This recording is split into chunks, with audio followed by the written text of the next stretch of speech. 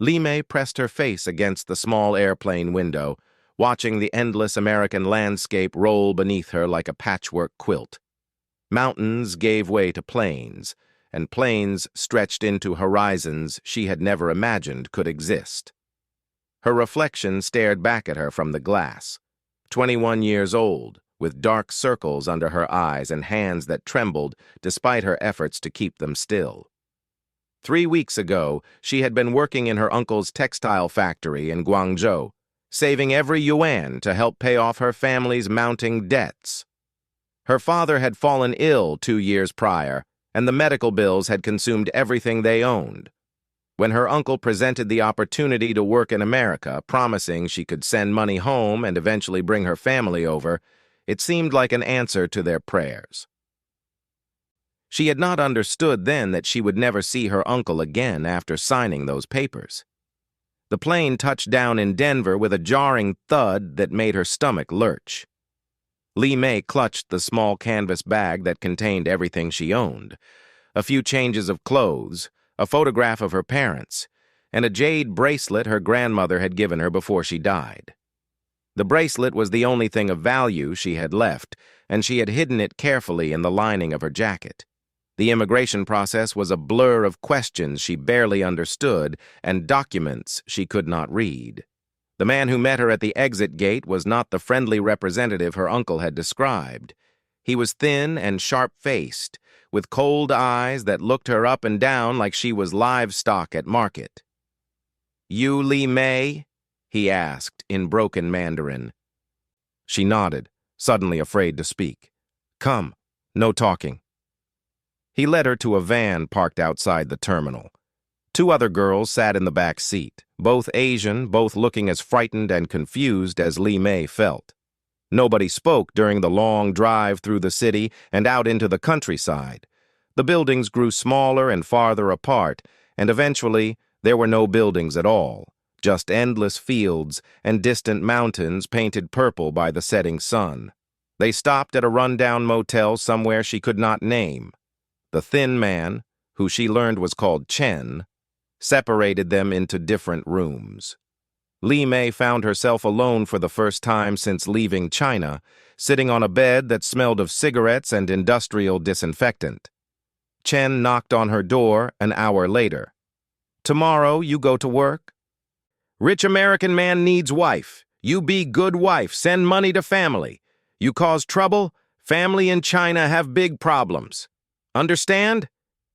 The words hit her like cold water. Wife, not worker. Not the job she had been promised. She thought of her father lying sick in bed, of her mother working extra shifts at the restaurant to pay for his medicine. She thought of the papers she had signed without understanding, and the debt that now hung over her family like a storm cloud. "I understand," she whispered. Chen smiled then, but there was no warmth in it. "Good. Remember, you belong to us now. Try to run, we find you. Try to contact police, family gets hurt. You do what you told, everyone happy." That night, Li Mei lay awake staring at the water stains on the ceiling, listening to trucks rumble past on the highway outside. She touched the jade bracelet hidden in her jacket and tried to remember her grandmother's face. In the stories her grandmother used to tell, there were always kind strangers who helped lost girls find their way home. But those were just stories, and this was America, and she was more alone than she had ever been in her life. The next morning, Chen drove her 3 hours through ranch country. The landscape was beautiful in a way that made her chest ache. Rolling hills covered in golden grass, horses grazing in vast fields, mountains that scraped the sky. But she could not enjoy it. Her stomach was twisted in knots, and her hands were sweating despite the cool morning air. They turned down a dirt road that seemed to stretch forever, past wooden fences and cattle grazing peacefully in the distance. Finally, they reached a cluster of buildings, a large house with a wraparound porch, several barns, and what looked like worker housing scattered around the property. "This Double Creek Ranch," Chen said. "Man who owns it, He pays good money for Chinese wife. You lucky. He treats women well, not like some others. You be smart. You have good life here." A man emerged from the main house as their van pulled up. Li Mei's first impression was that he was enormous, not fat, but tall and broad-shouldered in a way that made her feel even smaller than she already was. He had dark hair streaked with silver at the temples and wore jeans, boots, and a flannel shirt that looked like it had seen years of hard work. Chen got out and approached the man, speaking in rapid English that Li Mei could not follow. She caught her own name several times, and once the man looked directly at her through the van window. His eyes were blue, not the cold blue of winter sky, but the warm blue of summer afternoons. When he looked at her, she did not see the calculating assessment she had grown used to. There was something else there, something that made her sit up straighter. The conversation continued for several more minutes. At one point, the rancher's voice rose, and Li Mei caught the word money spoken with what sounded like anger. Chen's responses grew more animated, more insistent. Finally, the rancher walked away from the van entirely, his hands pressed to his hips as he stared out at the mountains. Chen got back in the van, his face red with frustration. Stupid American thinks he can change deal now, but money already paid. You get out. Li Mei's legs were unsteady as she stepped onto the gravel drive. The high altitude made her slightly dizzy, and the vast open space around her felt overwhelming after a lifetime lived in crowded cities. The rancher approached slowly, his boots crunching on the gravel. "Hello," he said in careful, slow English. "My name is Jack Morrison. What's your name?" "Li Mei," she managed, her English clumsy and uncertain. He nodded and said something to Chen in English that sounded like a question. Chen responded with obvious irritation, gesturing at Li Mei as if she were a package that had been delivered incorrectly. Jack Morrison looked at Li Mei again, and this time she saw something in his expression that she had not expected: concern, not for the money he had paid or the deal he had made, but for her. When was the last time anyone had looked at her that way? "Chen," Jack said, his voice taking on a harder edge. "We need to talk. Inside." Chen started to protest, but Jack was already walking toward the house. After a moment's hesitation, Chen followed, leaving Li Mei standing alone by the van with her small bag clutched in her hands. She looked around at the ranch spread out before her. In the distance, she could see men working with horses in a round pen, their movements easy and practiced. Closer to the house, someone had planted a garden full of vegetables and flowers that were still blooming despite the approaching fall weather. Everything looked cared for, maintained with pride and attention. It was nothing like the stories Chen had told her about American men who bought Chinese wives.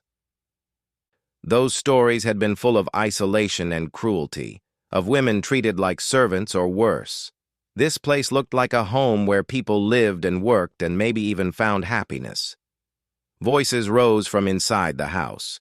Jack's voice calm but firm. Chen's voice becoming increasingly shrill. Li Mei could not understand the words, but she could hear the tension building. She found herself hoping that Jack Morrison would win whatever argument they were having.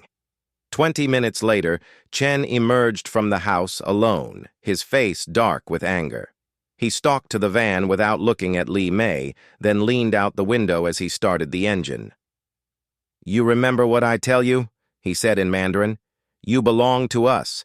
You cause problems, family pays price. You understand?" Before she could answer, he gunned the engine and drove away, leaving her standing in a cloud of dust and exhaust fumes. The silence that followed was profound. No city traffic, no factory noise, no voices calling in languages she understood. Just wind in the grass and the distant sound of cattle lowing. Jack Morrison came out of the house and stood on the porch, his hands thrust deep in his pockets. He looked at her for a long moment, and she looked back, trying to read his expression. Finally, he walked down the steps and approached her.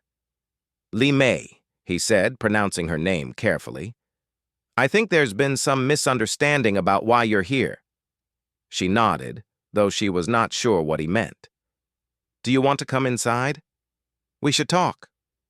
The house was larger inside than it had appeared from outside, with high ceilings and wide windows that let in streams of golden afternoon light. The furniture was heavy and comfortable-looking, obviously built to last. Everything was clean, but lived in, the kind of cleanliness that came from care rather than fear. Jack led her to a kitchen that smelled of coffee and something that might have been fresh bread. He pulled out a chair at a large wooden table and gestured for her to sit. "Are you hungry?" he asked. "Thirsty?" Li Mei nodded hesitantly. She had not eaten since the previous evening, and her mouth was dry from nervousness and travel. Jack opened the refrigerator and began pulling out ingredients.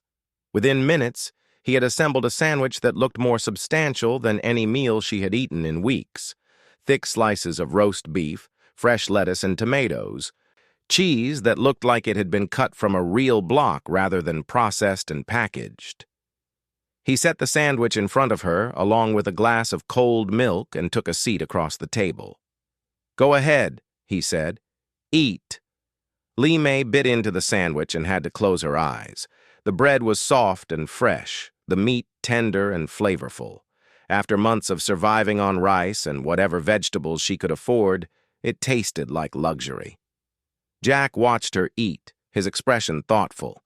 When she had finished most of the sandwich, he spoke again. "Li Mei, I need you to understand something. I didn't ask for a wife. I asked Chen to help me find someone who needed work, legal work, with fair pay and good treatment. I run cattle on this ranch, and I need help with the books, maybe some cooking and cleaning. I live alone. And I thought—" He paused, running a hand through his hair. "I thought maybe someone from your country might need a chance to make a good life here." She stared at him, trying to process what he was saying. "Not wife?" she asked carefully. "Not wife," he confirmed. "Unless you want to be someday after we get to know each other.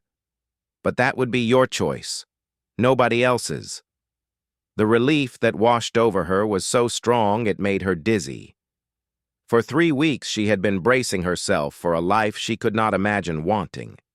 The idea that she might have choices, that she might be able to work and earn money and send it home to her family without sacrificing everything else, seemed too good to be true.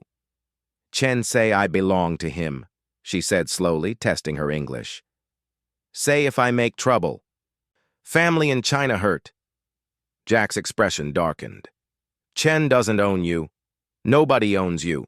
And if he threatens your family, we'll contact the authorities in China to make sure they're protected." Li Mei looked down at her hands. "I signed papers. Give Chen money. My uncle—" "Your uncle sold you," Jack said gently. "I'm sorry, but that's what happened. The papers you signed aren't legal here. Chen took my money and told me he was helping someone who wanted to work in America. He never told me about threats or debts or families being held responsible." She looked up at him, searching his face for signs of deception or cruelty. But his eyes were steady and kind. And when he spoke about her uncle's betrayal, she heard genuine anger on her behalf. "What happens now?" she asked. "Now you decide what you want to do. You can stay here and work, for real pay. You'll have your own room, your own space, your own choices. Or I can help you contact immigration services, maybe find you a different situation. But whatever you choose, nobody's going to force you into anything." Li Mei thought about her parents back in Guangzhou, about her father's medical bills, and her mother's exhaustion. She thought about Chen's threats and the other girls she had seen in the van, wondered where they were now, and whether anyone was offering them the same choices Jack was offering her. She thought about the way the mountains looked from his kitchen window, purple and gold in the afternoon light, and the way his hands had been gentle when he made her sandwich, and the way he had said her name like it was worth getting right. "I stay," she said. "I work." Jack smiled then, the first real smile she had seen since arriving in America. "Good," he said. "I'm glad. Let me show you to your room and then we can talk about what kind of work you'd like to do." As she followed him through the house, Li Mei touched the jade bracelet hidden in her jacket and thought of her grandmother. Maybe the stories had been right after all. Maybe there really were kind strangers who helped lost girls find their way home. The room he showed her was small but clean, with a window that looked out over the ranch toward the mountains. There was a bed with clean sheets, a dresser, and a small desk by the window. After months of sleeping in cramped factory dormitories and cheap motels, it looked like paradise. "There's a bathroom down the hall," Jack said. "Take your time getting settled. We can talk more tomorrow about work arrangements and pay and anything else you need to know." After he left, Li Mei sat on the bed and looked out the window at the ranch spreading below her. In the distance, she could see horses moving across a field, like dark shapes in the gathering dusk.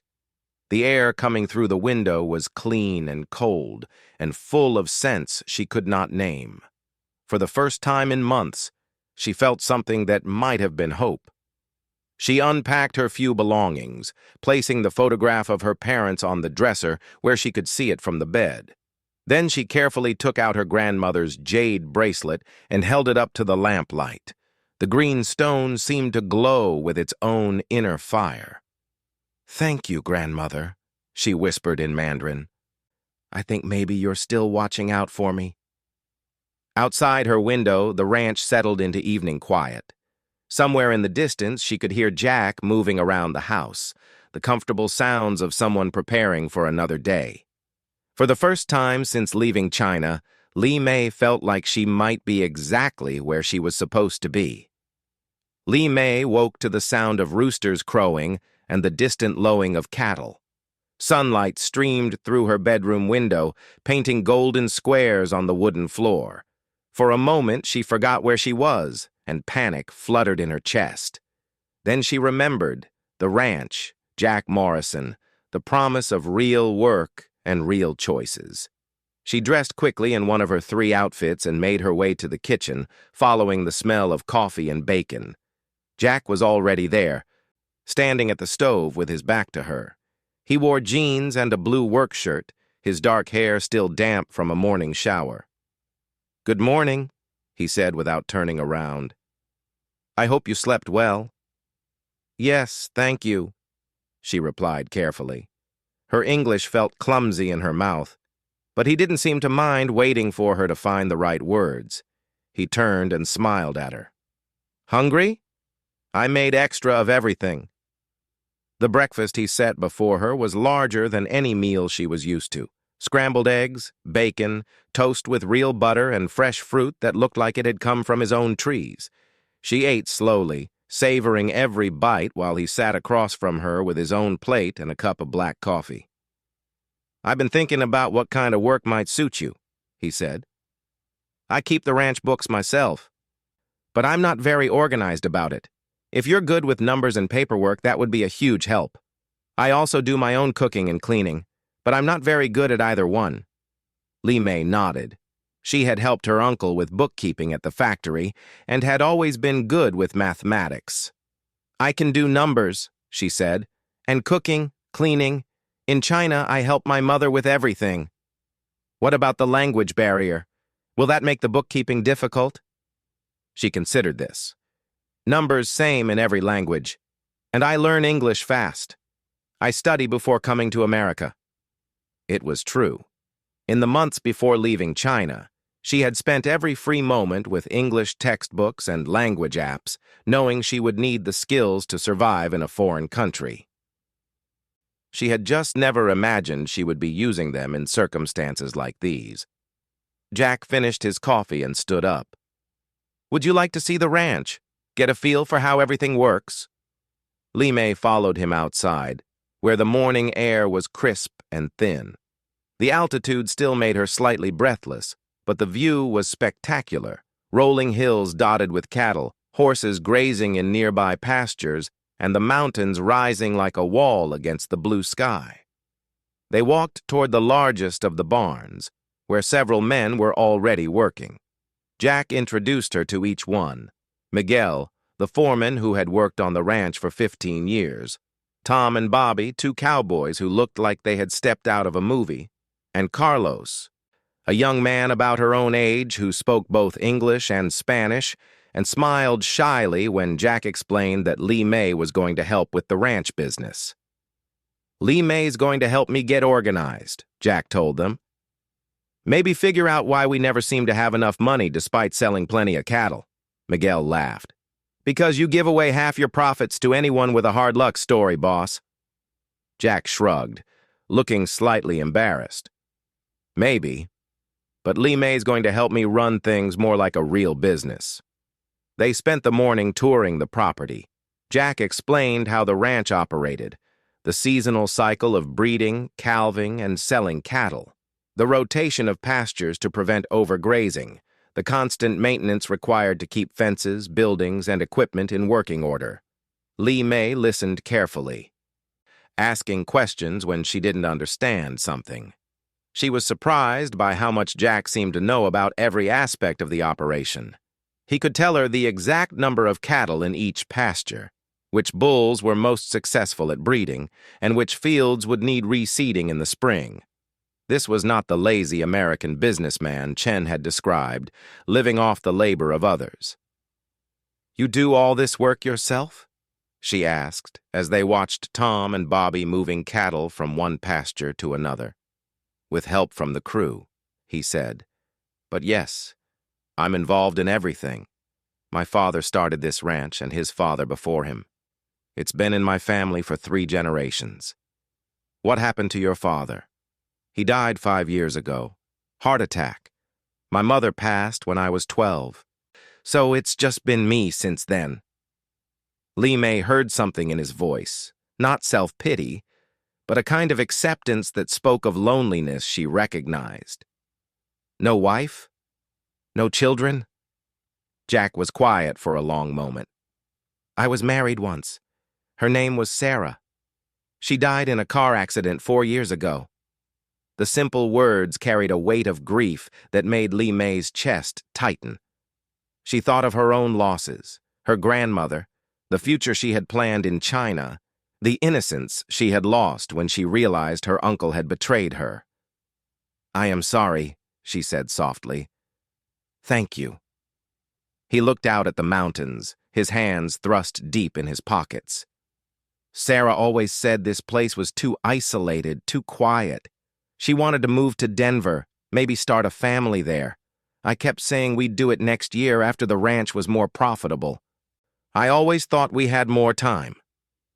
They walked back to the house in comfortable silence. Lee May found herself noticing details she had missed the night before.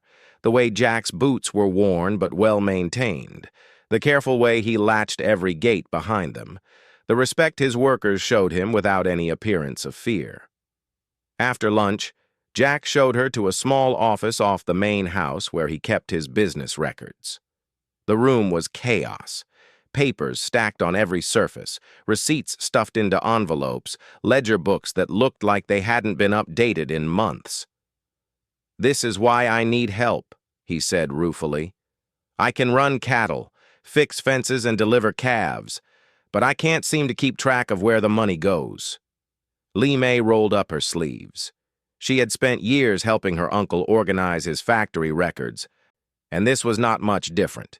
Numbers were numbers, whether they represented yards of fabric or head of cattle. She worked through the afternoon while Jack handled ranch business, sorting papers into logical piles and beginning to make sense of the financial picture. By evening, she had a basic understanding of the ranch's income and expenses, and she could see why Jack often struggled to make ends meet. He was, as Miguel had suggested, almost pathologically generous. She found records of loans to workers who needed money for medical bills, contributions to local charities, and payments for services that seemed well above market rates. He was also, she discovered, supporting the college education of 2 local kids whose families couldn't afford tuition. When Jack came in for dinner, she had prepared a simple meal of fried rice with vegetables and some leftover roast beef. He ate with obvious pleasure, complimenting her cooking in a way that made her feel proud. "How bad is it?" he asked, nodding toward the office. "Not bad," she said, "but not good either. You make enough money, but you spend too much helping other people." Jack laughed. "Sarah used to say the same thing. She said I couldn't save the world by giving away everything we earned." "Maybe not save the world," Li Mei agreed, "but you help many people. That is good thing, too." Over the following weeks, Li Mei settled into a routine that felt more natural than anything she had experienced since leaving China. She woke early, prepared breakfast for herself and Jack, then spent the morning working on the ranch books. In the afternoons, she helped with cooking and cleaning, and in the evenings, she often sat on the porch with Jack, practicing her English while he told her stories about the ranch and the surrounding country. She learned that he had grown up here, riding horses before he could properly walk and learning to work cattle from men who had been cowboys their entire lives. He had gone away to college, studying business and agriculture, but had always known he would come back to run the family ranch. "Did you always want to be a rancher?" she asked one evening as they watched the sun set behind the mountains. "I don't think I ever considered anything else," he said. "This land gets into your blood. Once you've lived here, everywhere else feels too small, too crowded." Li Mei understood. After weeks in the vast openness of Colorado, she could barely imagine returning to the crowded streets and polluted air of Guangzhou. Here she could see stars at night that had been invisible in the city. She could hear silence so profound it felt like music. She also learned that Jack's kindness extended far beyond his workers. When Mrs. Patterson, an elderly neighbor, fell and broke her hip, Jack drove her to the hospital and arranged for someone to care for her cattle while she recovered. When the local school needed funds for a new playground, Jack organized a fundraiser and contributed half the money himself. "You are a very kind man," Li Mei told him after learning about his latest act of generosity. "Not really," he said, looking uncomfortable with the praise. "This is just how people should treat each other. We're all in this together, aren't we?" Li Mei thought about Chen and her uncle, about the men who had seen her desperation and chosen to profit from it rather than help. Jack's worldview seemed to come from a different planet entirely. As her English improved, their conversations became longer and more complex. Jack was curious about her life in China, and she found herself telling him things she had never shared with anyone. Her dreams of becoming a teacher, her father's illness, her mother's exhaustion from working multiple jobs, the pressure she had felt to sacrifice everything for her family's survival. "Do you miss it?" he asked. "China, I mean. Your family." Li Mei considered the question carefully. "I miss my parents very much, but I do not miss the life I had there. Too much worry, too little hope. What about now? Do you have hope now?" She looked at him across the porch. This man who had given her choices when everyone else had tried to take them away. The evening light softened his features, and she noticed how his eyes crinkled when he smiled, how his hands were scarred from years of ranch work, how he listened to her imperfect English with complete attention and respect. "Yes," she said quietly. "I think maybe I do." Their relationship began to change in ways that were subtle but unmistakable. Jack started asking for her opinion on ranch decisions, and she found that her outsider's perspective often helped him see problems from new angles. When he was negotiating the sale of cattle, her mathematical skills helped him secure better prices. When he was dealing with government paperwork, her careful attention to detail prevented costly mistakes. But it was more than business. Li Mei began to notice the way Jack looked at her when he thought she wasn't watching, the way he remembered small details about her preferences, the way he made sure she had everything she needed before attending to his own comfort. And she began to notice her own reactions, how her heart beat faster when he smiled at her, how she found excuses to spend time in whatever part of the ranch where he was working, How she stayed awake at night, thinking about their conversations and wondering what it would be like to be truly part of his life, rather than just an employee. One evening in October, as they sat on the porch watching the first snow dust the mountain peaks, Jack turned to her with an expression she couldn't quite read. Lee May. I need to ask you something, and I want you to be completely honest with me. Her stomach tightened with sudden anxiety. What is it? Are you happy here? Really happy? Not just grateful to have a safe place to live? She looked out at the ranch spread below them, at the cattle gathered near the barn for evening feeding, at the mountains turning purple in the twilight. She thought about the woman she had been in China, scared, desperate, trapped by circumstances she couldn't control. Then she thought about who she was becoming here, confident, valued, full of possibilities she had never dared to imagine. I am more happy than I ever thought possible, she said honestly. Jack nodded, but his expression remained serious. Because I need you to know that you're not trapped here. If Chen contacts you again, if anyone threatens you or your family, if you decide you want to go back to China or move somewhere else in America, I'll help you do it. You have choices, Lee May. You'll always have choices. The words were meant to be reassuring, but they made her feel panicked. Was he trying to get rid of her? Had she misread his kindness, mistaken employer generosity for something deeper? Do you want me to leave? She asked, her voice smaller than she intended. God, no, he said quickly. I don't want you to leave. I want you to stay forever. But I want you to stay because you choose to, not because you think you don't have other options. The relief that washed over her was followed immediately by something else. A warmth that started in her chest and spread through her entire body. He wanted her to stay forever. Jack, she said carefully, when you say forever, what do you mean? He was quiet for a long moment, staring out at the darkening sky. I mean I've fallen in love with you, Lee May. Completely, utterly, hopelessly in love with you. And I know that puts you in an awkward position because you work for me and live in my house, and I don't want you to feel pressured to return feelings you don't have. Lee May felt her heart hammering against her ribs. What if I do have those feelings? Jack looked at her then, and in his eyes she saw hope and fear, and something so tender it made her want to cry. Do you? He asked softly. Yes, she whispered. I love you too.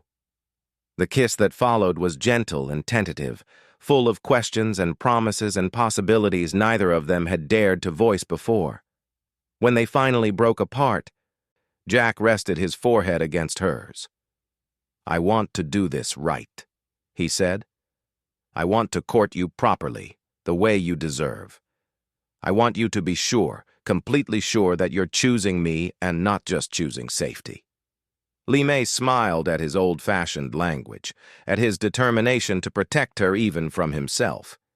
In China we have saying, a journey of 1,000 miles begins with single step.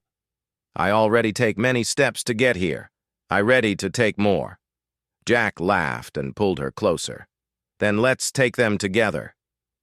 As they sat together in the growing darkness, Lee May thought about the journey that had brought her to this moment. The betrayal, the fear, the desperate hope that had carried her halfway around the world to this ranch in Colorado. She had been traded like a commodity, treated like property, but somehow she had found her way to a man who saw her as precious. Her grandmother's jade bracelet was warm against her wrist, and Lee May smiled as she imagined what the old woman would say about this turn of events. Probably something about the mysterious ways fate worked, about how sometimes the worst thing that happened to you turned out to be the first step toward the best thing. What are you thinking about? Jack asked. My grandmother, Lee May said. She used to tell me stories about lost girls who found their way home. I used to think they were just fairy tales. Maybe they were prophecies, Jack suggested. Lee May looked around at the ranch, at this place that had become more home to her than anywhere she had ever lived, at this man who had shown her what it felt like to be cherished rather than used. Maybe, she agreed. Maybe they were. Spring arrived at Double Creek Ranch with a suddenness that took Lee May's breath away. One day the mountains were still capped with snow, and the next they were green with new growth, dotted with wildflowers that painted the hillsides in brilliant yellows and purples. She had lived through a full Colorado winter now, and the return of warmth felt like a personal victory. Jack found her in the garden she had planted behind the main house, kneeling among the rows of vegetables she had started from seed. The garden was her pride and joy, a mixture of American plants she was learning to grow and Chinese vegetables she had special ordered from a supplier in California. Bok choy grew next to lettuce, and snow peas climbed trellises beside green beans. "The mail came," he said, holding out an envelope with Chinese characters written in her mother's careful handwriting. Lee May's heart jumped as it always did when letters arrived from home. She had been sending money to her family every month since starting work at the ranch, and her mother's letters had gradually grown more hopeful as her father's health improved and their debts decreased. She opened the envelope carefully, scanning the familiar characters while Jack waited patiently beside her. As she read, tears began to stream down her face. "What is it?" Jack asked, immediately concerned. "Bad news?" "No," Lee May said, laughing and crying at the same time. "Good news. Very good news. My father, the doctors say he is getting better, much better, and my mother says they have paid off all the hospital bills."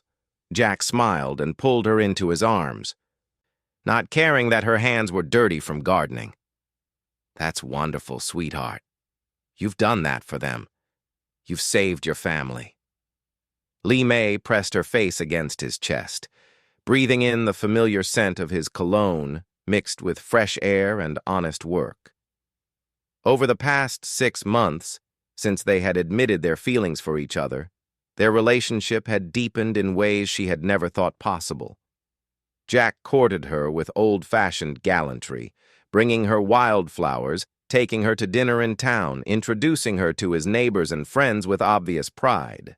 But more than that, he had made her a full partner in ranch life. She now handled all the bookkeeping and had streamlined their operations to the point where they were actually making a solid profit. She had also taken over the household management, transforming the bachelor quarters into a real home with Chinese touches that made her feel connected to her heritage while fully embracing her new country. "There is more in the letter," she said, pulling back to look at his face. "My mother asks when I am coming home to visit."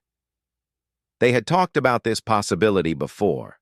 Lee May's immigration status had been resolved months earlier with the help of a lawyer Jack had hired. She was now in the United States legally, with a clear path to permanent residency. She could travel freely, could even return to China if she chose. "What do you want to do?" Jack asked. Lee May looked around at the ranch, at the garden she had planted, at the mountains that had become as familiar as old friends. "I want to bring them here," she said. "My parents. I want them to see my new life, to meet you, to understand that I am truly happy." Jack's face lit up. "That's a wonderful idea. We have plenty of room, and your father might benefit from the clean air and lower stress." Over the next several weeks, they made arrangements for her parents to visit. Lee May was nervous and excited in equal measure. She had written to them about Jack, about the ranch, about her new life, but she wondered what they would make of this reality so different from anything they had known. Her parents arrived on a warm day in June, looking small and overwhelmed as they stepped off the plane in Denver. Lee May had not seen them in over a year, and she was shocked by how much older they looked. Her father, once a strong man who had worked construction for 30 years, was thin and frail from his illness. Her mother had new lines around her eyes and silver in her hair, but when they saw her, their faces transformed with joy. Her mother burst into tears and held her as if she would never let go. Her father, more reserved by nature, simply smiled and touched her face with wonder. "My daughter," he said in Mandarin, "you look like a different person, stronger, happier." Li Mei introduced them to Jack, who had spent weeks learning basic Mandarin phrases to welcome them properly. Her parents were charmed by his efforts, and Li Mei served as translator as they made the long drive back to the ranch. "Tell me about this man," her mother said quietly as they sat in the back seat together. "Tell me the truth.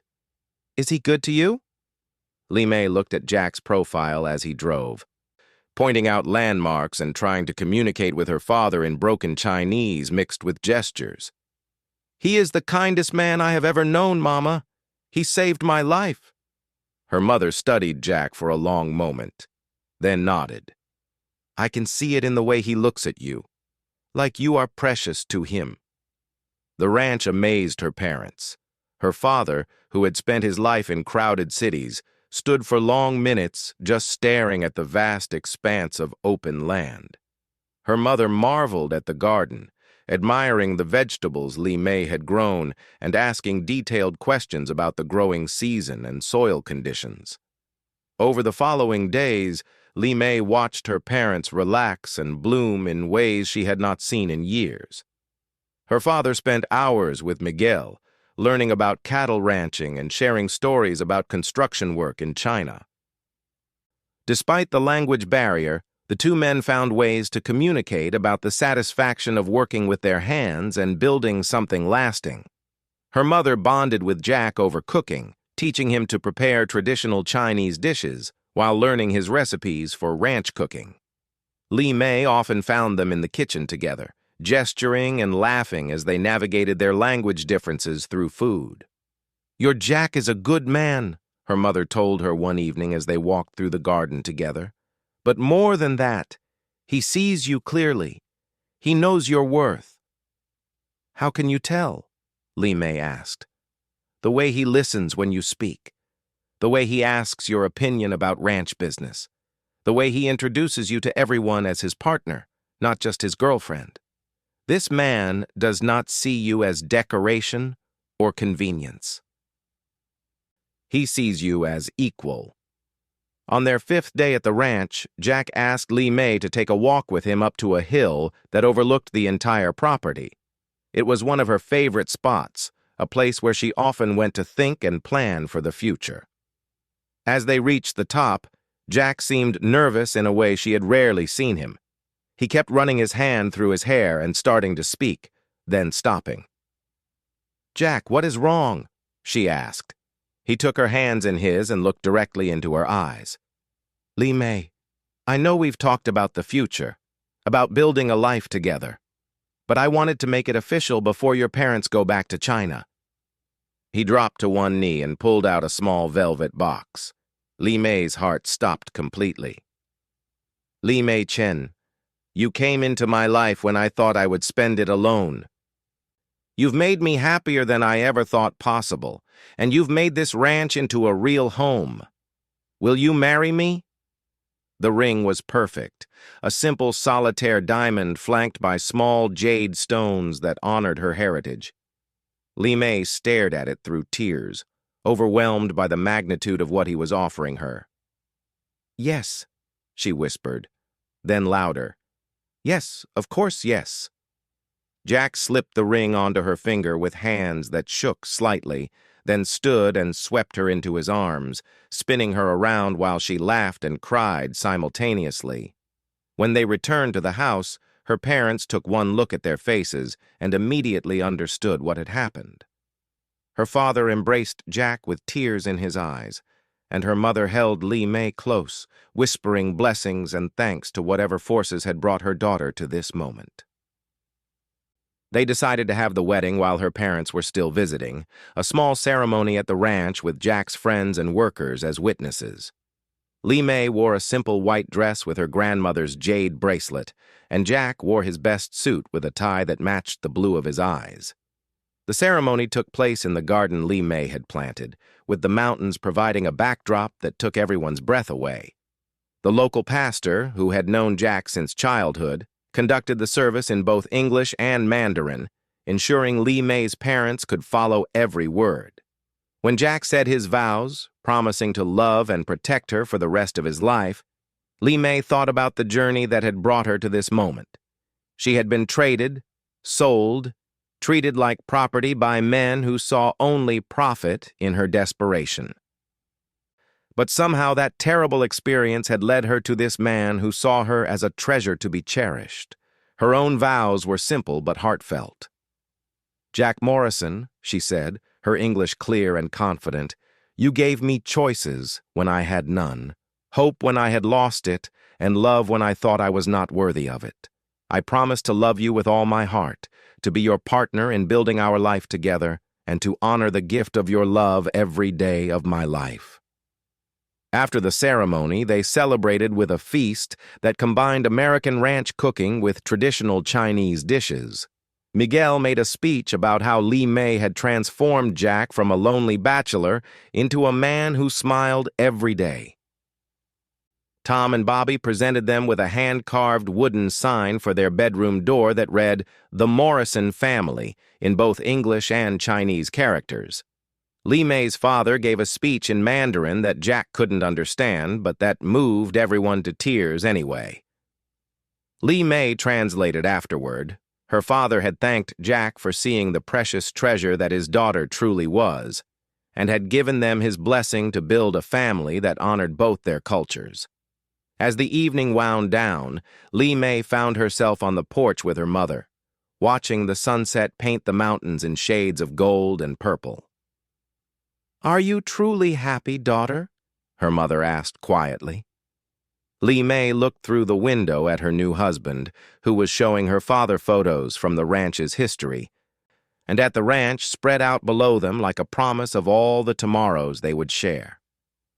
"I am more than happy, Mama," she said. "I am home."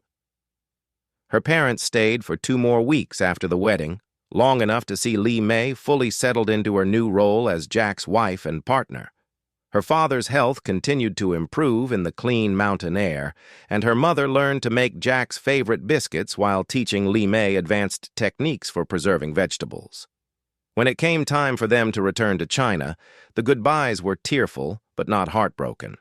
They had seen their daughter's happiness firsthand, had witnessed the respect and love with which Jack treated her, and had experienced the peace and prosperity of her new life. "You will come visit us soon?" her mother asked as they prepared to leave for the airport. "Yes, Mama," Li Mei promised. "Jack and I will come next year, after calving season." Her father embraced Jack one last time. "Take care of my daughter," he said in careful English. "Always," Jack replied in equally careful Mandarin. After her parents left, Li Mei threw herself into ranch life with renewed energy. She expanded her bookkeeping business to help other local ranchers organize their finances. She started a small market garden, selling vegetables and preserves in town. She and Jack talked about starting a family, about the children who would grow up bilingual and bicultural, equally at home with Chinese traditions and American ranch life. One evening in late summer, as they sat on the porch watching lightning flicker across distant mountains, Jack pulled her close and kissed the top of her head. "Any regrets?" he asked softly. Li Mei thought about the question seriously. She thought about her uncle's betrayal, about Chen's threats, about the terror she had felt stepping off that plane in Denver with no idea what awaited her.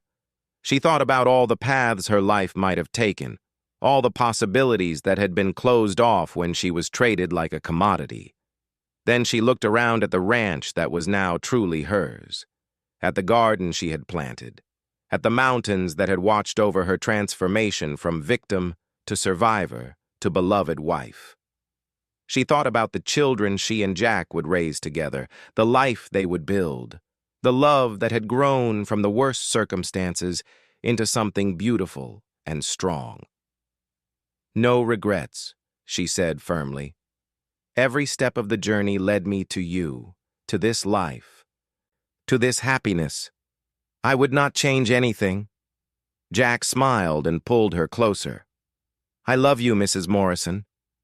"I love you too," she replied, savoring the sound of her new name, her new identity, her new life. Above them, the first stars began to appear in the darkening sky.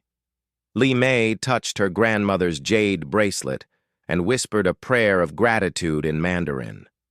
The old woman's stories had been true after all. Sometimes lost girls did find their way home, even when home turned out to be a place they had never imagined, with people they had never dreamed of meeting. As she and Jack sat together in comfortable silence, planning their future and savoring their present, Li Mei knew with absolute certainty that she had found exactly where she belonged. She had been traded young at 21, but she had discovered a rancher who treated her like royalty, not because she was a possession to be treasured, but because she was a partner to be cherished, a woman whose strength and intelligence and love had transformed both their lives. The mountains stood guard around them, eternal and protective, and Li Mei Morrison smiled as she contemplated all the tomorrows stretching ahead of them like an endless promise of joy.